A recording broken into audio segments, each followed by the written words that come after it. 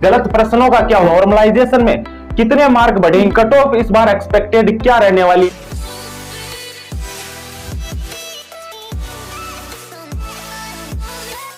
साथियों, अपनी आगे की तैयारी को मजबूत करते रहना और अगर इस चैनल पे नए हो तो एमपी पटवार एमपीएसआई की हर एक अपडेट आगे भी पाने के लिए इस चैनल को जरूर सब्सक्राइब करें। आज मैं आपके लिए जो भी आपके डाउट आ रहे थे कमेंट में कि गलत प्रश्नों का क्या होगा, क्या सभी के वो गलत माने जाएंगे या जिन्होंने वो क्वेश्चन सही कर दिए क्या उनके नंबर कम हो जाएंगे, या जिन्होंने उन क्वेश्चनों को किया ही नहीं उनके वो काउंट होंगे क्या मार्क।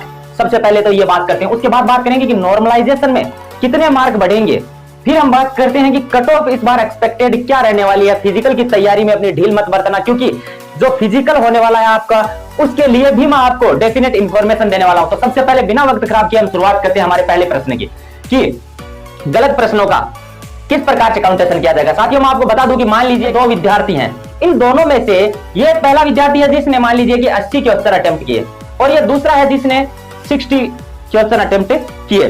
अब क्या हुआ कि ये इनकी कोई भी शिफ्ट, मान लीजिए कि इनकी किसी भी शिफ्ट के अंदर एग्जाम था, उसके अंदर मान लीजिए कि इनके 4 क्वेश्चन थे वो इनकी एग्जाम में क्या आ गए, गलत आ गए। तो इन्होंने अपना पेपर सबमिट किया, उसमें तो इसके इतने मार्क आ रहे थे, इसके इतने मार्क आ रहे थे, लेकिन अब क्या हुआ कि वो 4 क्वेश्चन है वो गलत है, माने गए इसके सही थे, लेकिन क्या हो गए वो क्वेश्चन है गलत। और इसने इन चारों क्वेश्चनों में से एक क्वेश्चन को सही कर दिया और 3 क्वेश्चन को किया ही नहीं। अब सवाल ये उठता है कि क्या इसके वो क्वेश्चन जो गलत थे वो कम हो जाएंगे या फिर इसके ये 3 नंबर और काउंट हो जाएंगे। तो मैं मेरे साथ ये बताता हूं कि न तो इसके अंदर इसे कोई फायदा होने वाला है, न इसके अंदर इसे कोई नुकसान होने वाला है या फायदा होने वाला है। कैसे, वो मैं आपको बताता हूं कि इस शिफ्ट के अंदर इसके 80 मार्क कितने में से आए थे साथियों, 80 मार्क आए थे इसके 100 नंबर में से, ठीक है। लेकिन अब बोर्ड क्या करेगा कि या तो इन क्वेश्चंस के सभी को मार्क दे देगा या फिर चाहे जो करे, फायदा या नुकसान इसमें किसी को नहीं होने वाला है। और नुकसान कैसे हो सकता है वो बता देता हूं मैं आपको आगे। अब 100 मार्क है, 4 क्वेश्चन इनमें से गलत आ गए, तो बोर्ड क्या करता है कि केवल मेरिट जो बनाता है वो 90, उस शिफ्ट के अंदर 96 ही क्वेश्चन में से बनाता है। अब अगर हम परसेंटेज निकालेंगे साथियों तो इसके 80 के हिसाब से बनेंगे। इसने 60 क्वेश्चन किए थे लेकिन 3 क्वेश्चन जो गलत थे वो इसने नहीं किए, अब 96 हो गए, तो इसके भी मार्क क्या हो जाएंगे, 96 में से आएंगे। अब 96 में से आएंगे तो इसका भी जो परसेंटेज का रेशियो है वो ऊपर चला जाएगा। इस 100 में से परसेंटेज निकाले तो इसके 60 कम है, लेकिन 96 में से अगर इसके 60 का परसेंटेज निकालेंगे तो इसके मार्क क्या काउंट होंगे, अधिक काउंट होंगे। और अब नुकसान कैसे होता है साथी, अगर ये 4 क्वेश्चन गलत नहीं आते तो ये बच्चा तो इंटेलिजेंट था, इसीलिए इसने 80 क्वेश्चन अटेम्प्ट किए। अब नुकसान इसको ये हो गया कि साथियों जिसने मान लीजिए कि 40 क्वेश्चन अटेम्प्ट किए ना, 40 मार्क जिसके आए उसको भी तो ये मार्क का जो मिलेंगे वो मिल जाएंगे, इससे भी मिलेंगे। लेकिन अगर ये 4 क्वेश्चन सही होते तो हो सकता है कि ये जो 80 वाला है ये उनको सही करके आता और ऑटोमेटिक ही इनसे आगे निकल जाता। ये नुकसान भी होता है इससे, लेकिन ये बोर्ड जानबूझकर करता है या कैसे करता है, 100 क्वेश्चन भी नहीं बना पाता और बच्चों को 100 क्वेश्चन जो कभी पढ़े या ना पढ़े वो सही करके आने पड़ते हैं। चलो खैर, आगे हम बात करिए। मैंने आपको बता दिया कि किस प्रकार से आपके जो गलत मार्क है या तो सभी को नंबर दे दिया जाएगा या उनको कैंसिल करके, जिससे मान लीजिए 4 क्वेश्चन गलत थे तो 96 में से दे दिया जाएगा, तो रेशियो इनका अपने आप बढ़ जाएगा परसेंटेज का।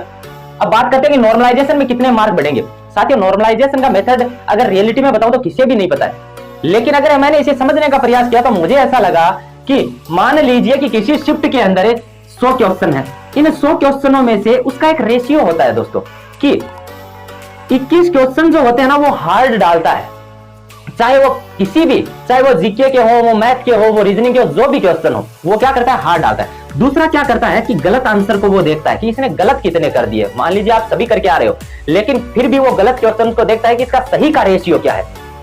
तीसरी चीज ये होती है कि सभी शिफ्टों का एवरेज निकाला जाता है, जिस शिफ्ट का एवरेज कम है उसमें अब एक ही शिफ्ट में बच्चे होकर भी मान लीजिए किसी का तो 1 ही नंबर बढ़ता है और किसी के तो 5 मार्क भी बढ़ जाते हैं। अब वो कैसे बढ़ गए, वो इसलिए बढ़ गए कि इस बच्चे ने गलत क्वेश्चन तो कम किए और दूसरी चीज ये है कि इसने जो हार्ड क्वेश्चन थे ना वो सही अटेम्प्ट कर दिए, इसलिए नॉर्मलाइजेशन में इसके मार्क अधिक बढ़ जाते हैं। ये मैंने आपको नॉर्मलाइजेशन का, अब जिन बच्चों ने जो हार्ड क्वेश्चन थे ना वो सही अगर अटेम्प्ट किए हैं तो उनका निश्चित रूप से नॉर्मलाइजेशन के अंदर मार्क अधिक बढ़ने वाला है। अब साथियों हम बात करते हैं आज की कट ऑफ की, कि कट ऑफ आपकी एक्सपेक्टेड कितनी रहने वाली है। तो मैंने आपको पहले भी बताया था और एक बार फिर से आप सभी को बताता हूं कि जो यूआर कैटेगरी है उसमें फीमेल कैंडिडेट है वो जिनके अभी 50 मार्क बन रहे हैं वो निश्चित रूप से अपने फिजिकल की तैयारी करें, क्योंकि उनका फिजिकल कॉल होने वाला है। और अगर आप इस चैनल पे नए हैं तो चैनल को सब्सक्राइब भी आपको जरूर करना है। आगे बात करते हैं मेल कैंडिडेट की, तो जिनके भी 70 मार्क बन रहे हैं वो अपने फिजिकल की तैयारी करने वाले। अब बात करते हैं ओबीसी की, तो जो इसमें रोस्टर नियम है वो अभी भी लागू है, इसलिए ओबीसी की जो कट ऑफ है वो फिर से हाई जाने वाली है जनरल से। तो ओबीसी के जिन भी फीमेल के 61 नंबर बन रहे हैं वो फिजिकल की तैयारी करें, और जो मेल कैंडिडेट हैं जिनके भी 67 मार्क बन रहे हैं वो अपने फिजिकल की तैयारी निश्चित रूप से करें। और बता दूं कि इसमें अगर प्लस माइनस दो से ज्यादा इसके अंदर डिफरेंस है, कहीं पर भी आपको किसी भी कैटेगरी के अंदर देखने को नहीं मिलने वाला है। आगे बात करें एससी कैटेगरी की, तो एससी कैटेगरी के अंदर फीमेल है इनकी 50, और जो भी एससी कैटेगरी के अंदर मेल है उनकी रहने वाली है 64। बात करते हैं एसटी कैटेगरी की, तो फीमेल के लिए 48 रहेगी। एसटी कैटेगरी के अंदर फीमेल की 48 रहने वाली है और मेल की लगभग 59 के अराउंड आपकी मेरिट रहने वाली है। आगे मैं बताता हूं ईडब्ल्यूएस कैटेगरी की, जो एमपी पुलिस के अंदर इसी बार आएगी, क्योंकि पिछली वैकेंसी के अंदर तो इसका कोई रिजर्वेशन था ही नहीं, इस बार है। तो बताता हूं साथियों कि जो फीमेल हैं उनकी अराउंड 53, और जो भी मेल है दोस्तों चैनल को जरूर सब्सक्राइब करना आपको, उनकी रहने वाली है 66। आपके अब इसके अंदर जो भी डाउट है वो कमेंट करके जरूर बता देना। और अगर आप चैनल पे नए हो तो एमपीएसआई, एमपी पटवार, जो भी आपकी वैकेंसीज है उनकी हर एक अपडेट पाने के लिए इस चैनल को आपको सब्सक्राइब जरूर करना है। जय हिंद,